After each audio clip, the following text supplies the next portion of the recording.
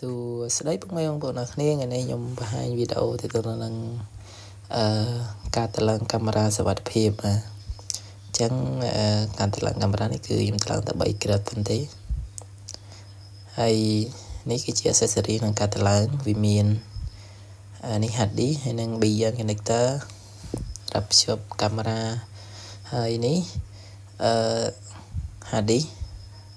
បាទនេះកាមេរ៉ាប្រភេទ Hikvision ហើយយើងនឹងធ្វើការ unboxing សិន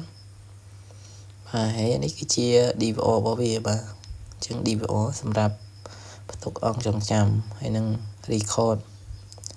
អញ្ចឹងនេះយើងប្រើ DVR នេះគឺ4 port ហើយនឹងកាមេរ៉ាប្រភេទ Hikvision នេះគឺយើងប្រើទៅលើប្រភេទ3K បាទនេះ 3K ដែលចាប់រូបភាពបានច្បាស់ហើយនឹងrecord សលេងដែរបាទអញ្ចឹងយើងត្រូវការដោះ DVR សិនយើងដោះ DVR ដើម្បីបំពាក់ hard disk ចូលបាទឬក៏អង្គផ្ទុកចងចាំវាណាបាទអញ្ចឹងធ្វើការដោះចេញមកបាទនេះគឺជា hard disk របស់វាដែលទំហំផ្ទុកវាគឺ1 TB បាទអញ្ចឹងយើងធ្វើការដាក់ connector វាមក connector ហើយយើងធ្វើការភ្ជាប់ចូលទៅក្នុង DVR មកបាទអញ្ចឹងយើងធ្វើការស្វែងដើម្បីរត់ខ្សែបាទនេះខ្សែទៅកាមេរ៉ាគឺយើងរត់លៀនយ៉ាងឯងហើយ DVR គឺយើងទៅឡើងនៅលើអញ្ចឹងទេបាទនេះ DVR មួយហើយនឹង power supply នេះបាទអញ្ចឹងបន្តទៀតខ្ញុំធ្វើការតម្លើងនៅកាមេរ៉ាទៅតាមទីតាំងដែលអតិថិជនក៏ចង់បានអញ្ចឹងនេះគឺជា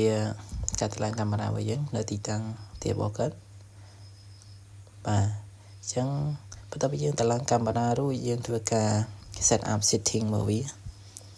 គឺយើង set up ទាក់ទងទៅនឹងpassword របស់ DVR បាទអញ្ចឹងនេះពេលយើង login លើក្រោយគឺយើងត្រូវចាំ password ហ្នឹងបាទអញ្ចឹង password គឺយើងត្រូវដាក់ឲ្យ strong មានន័យឲ្យខ្លាំងកុំឲ្យវាងាយពេកដាក់លេខធ្វើម៉េចឲ្យមានលេខមានអក្សរដើម្បីកុំឲ្យគេ login ចូលបានទេបាទអញ្ចឹងយើងដាក់ធ្វើម៉េចឲ្យវាចេញពណ៌បៃតងមកបាទអញ្ចឹងបន្ទាប់ពីយើងដាក់ឲ្យវាចេញពណ៌បៃតងហើយយើងធ្វើការកត់ចំណាំទុកឲ្យហើយទៅជិះវាងភ្លេចឲ្យក្រោយយើងពិបាកទៅ reset ម្ដងទៀតអញ្ចឹងយើងជាទៅខ្ញុំកត់ដាក់กระดาษហើយមួយទៀតគឺខ្ញុំកត់នៅលើខ្នង DVR ជិះវាងការភ្លេចព្រោះយើងកត់ចឹងទៅជួនកាលម្ចាស់ទីកដាត់អាចធ្វើបាត់กระดาษហ្នឹងទៅយើងមាននៅក្នុង DVR ហើយនេះគឺជាការដាក់ unlock ទៅលើ admin បាទពេល admin ពេលយើងដាក់login ចូលមើល check ឬក៏ កំណត់ setting អ្វីមួយយើងត្រូវមាន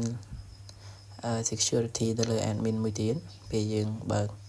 បន្តទៀតគឺយើងកំណត់ទៅលើការបច្ឆេទឬក៏ date វាទីទៅនឹង local zone គឺយើងដាក់នៅបាងកកហើយការបច្ឆេទយើងដាក់ auto ទៅគឺវា auto ក្នុងវាបន្តទៀតយើងធ្វើការចុច next បន្តទៀតមកគឺយើងមកដល់កន្លែងចុងក្រោយហើយគឺទីទៅនឹងបើក online ដើម្បីឲ្យយើងមើលនៅក្នុងទូរស័ព្ទបានដើម្បីគ្នាយើងមើលនៅក្នុងទូរស័ព្ទបានគឺយើងត្រូវdownកម្មវិធីជំនួយមួយទៀតបាទអញ្ចឹងយើងគ្រាន់តែភ្ជាប់ខ្សែ network មកបញ្ជា internet Wi-Fi ត្រូវមាននៅក្នុងកន្លែង